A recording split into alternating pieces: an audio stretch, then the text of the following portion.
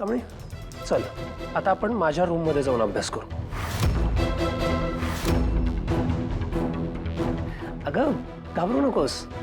माझ्या आईनेच मला शिकवलंय की अडथळे येत राहतात, आपण त्याच्यावर मार्ग काढायचा असतो. हो नाही? Yes of course. चल कमळे ये ये ये.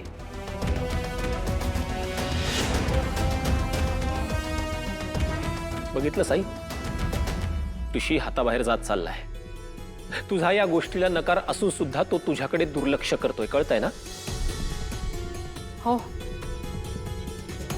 तुझ्याच मार्गावर चाललाय तो आता. आय नो आई, माझ्याकडून ती चूक एकदा घडली ते घडली आणि त्याचे परिणाम मी अजूनही भोगतोय. म्हणूनच म्हणतोय आता तरी ऋषीला थांबव.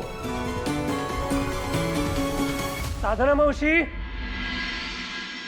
सांग मला कुठला सब्जेक्ट अवघड जातोय? अवगणित. कुठली कन्सेप्ट हवी आहे सांग, ती एक्सप्लेन करतो तुला.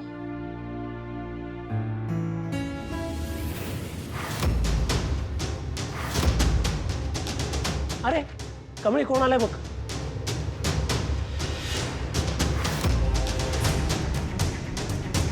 मावशी अहो आता कशाला पदर घेताय? कमळीच आहे ती, तिच्या समोर पण पदर घेणार आहात का? साधना मावशी, कशा यायचा तुम्ही? अहो मी इकडे अभ्यासाला आलोय. यावेळेला पोरगी पहिला नंबर आणणार बघा. सर उगं काय बी काय, इथं काय शिकवले तेच कळणं झालंय आणि कसला पहिला नंबर काढतोय.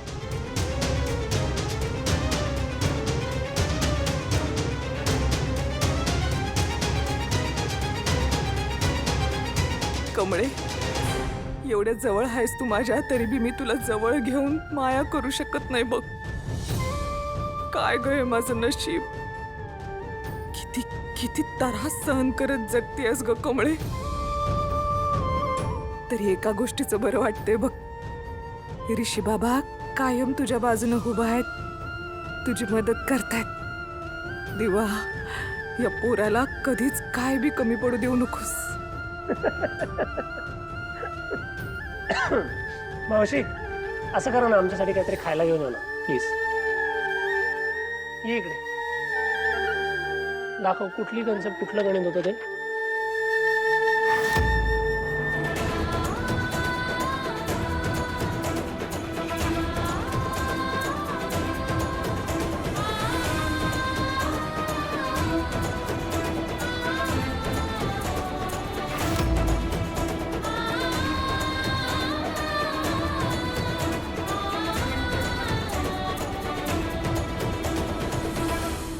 डन.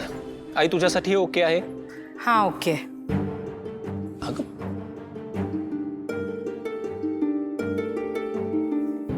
साधना तर इकडे या. एवढ्या घाईघाईत कुठे निघालात तुम्ही? ते कमळीसाठी खायला घेऊन येतो, ऋषी बाबांनीच सांगितलंय.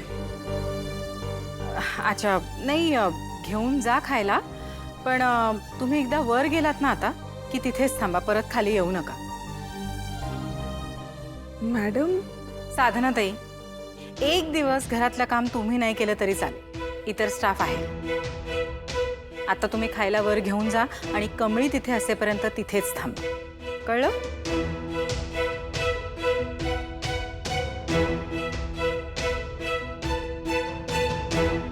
हा ऋषी पण ना, मला अशा सिच्युएशन मध्ये टाकलं की मी त्या कमळीला नाहीच म्हणू शकले नाही.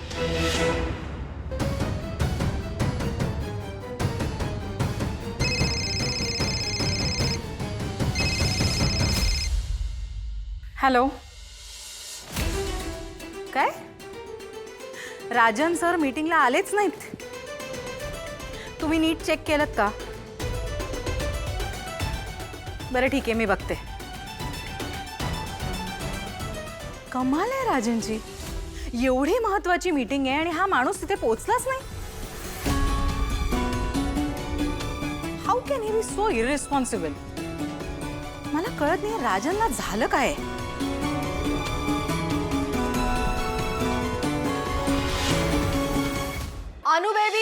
अनु बेबी, अनिका, अनिका वॉश.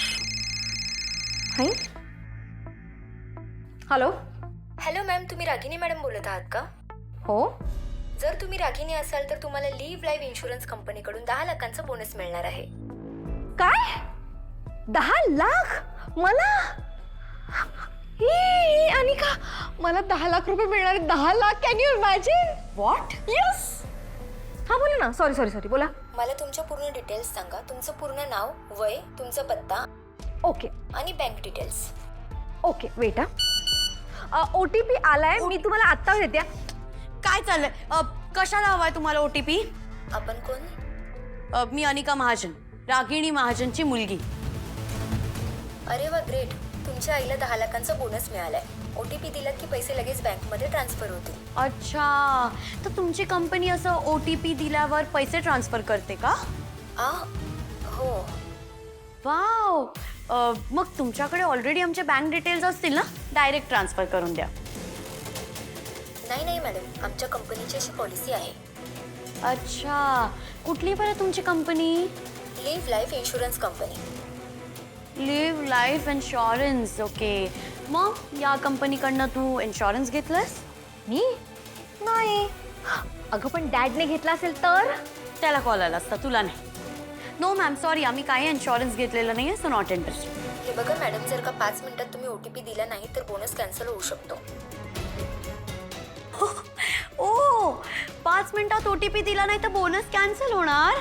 ए येडपट, काय मला इडियट समजलंय? आम्हाला दोघींना उल्लू समजलंय? स्कॅमर कुठली तुझी ना. आता मी कंप्लेंटच करते. बरोबर मग लाईनवर येशील आणि माझ्या मॉमला काही कळत नाही तर तिला स्कॅम करणार का? आता मी तुला बघतेच, इडियट. गेले माझे 10 लाख रुपये पाण्यामध्ये. मिळालं? समाधान मिळालं तुला? मॉम, तू पागल झाली आहेस का? हे असं काहीही नसतं. हा स्कॅम कॉल होता. फ्रॉड कॉल, फ्रॉड होती ती. आता तू OTP दिला असता ना तर तुझ्या बँक अकाउंटमधनं सगळे पैसे असे एका झटक्यात खल्लास झाले असते, उडले असते. असा बँक कधी OTP मागत नाही. त्यामुळे असं काहीही करायचं नाही. हे सगळं फ्रॉड असतं. हे घे तुझा फोन आणि मला थँक्यू बोल, कारण की आज मी नसती ना तर तुझा एप्रिल फुल बनाया और कटोरा हात में आया असं झालं असतं. आणि तुम्ही सगळ्यांनी पण लक्षात ठेवा, अशा स्कॅम कॉल्सला एंटरटेन करू नका. मंथ जरी एप्रिल असला तरी तुम्ही फुल बनू नका. चला कंटिन्यू करूया. काय झालं कमळ? लक्ष नाही आहे तुझं? सस्पेन्शनचं टेन्शन घेतलंस का? सर, त्याचं टेन्शन तर आहेच. खरं राजन काकांचं टेन्शन आलंय मला. म्हणजे बाबा जे काही विचित्र वागायला त्याचं टेन्शन आलंय. कानावर आलं माझ्या ते ड्रिंक करायला लागलेत आता. मी ऐकलं त्यांना माणसं सोडायला आली होती घरी. मी अचानक कसे काय बदलले ते? बेजबाबदारपणे कधी असे वागले नव्हते ते. अहो नाही सर, बाबा असा माणूस नाहीत. खरं 100% त्यासनी कसलं तरी टेन्शन आलंय म्हणून त्यांच्याकडनं सगळं होतंय हे. काय? यांनी दारू प्यायला सुरुवात केली? अरे देवा, हे आणि काय होऊन बसलं?